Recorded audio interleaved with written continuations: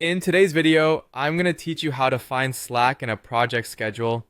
This is an essential skill to master if you're involved in project management or working with teams that rely on a detailed schedule to track their progress. Understanding where Slack can be found not only helps in keeping tasks on track, but also allows some breathing room for any unexpected delays. First, we need to identify which project schedule tool your team is using. It could be any from a variety of platforms such as Google Calendar, Microsoft Outlook, Trello, Asana, or Monday.com. There are also comprehensive project management tools like Notion and ClickUp.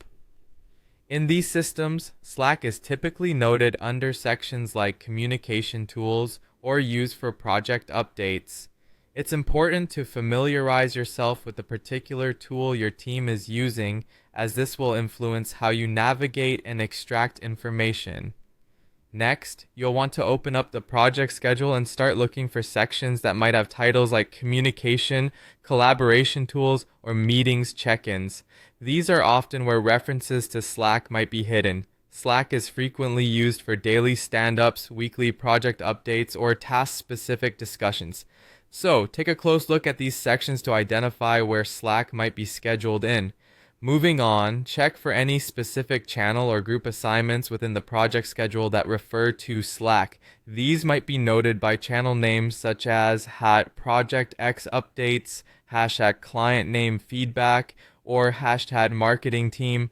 Each of these channels generally corresponds to a specific task, milestone, or team within the project.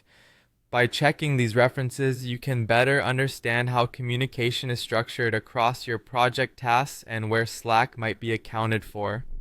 After locating these channels, cross-reference them with your project task assignments.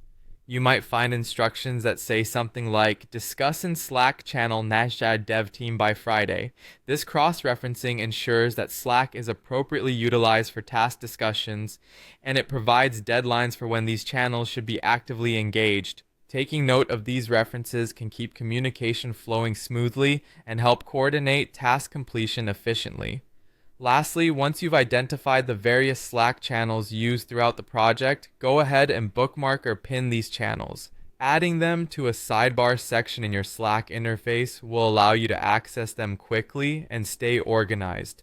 This straightforward step can save you time and keep you focused as you navigate through the project schedule, contributing to a more synchronized and effective workflow.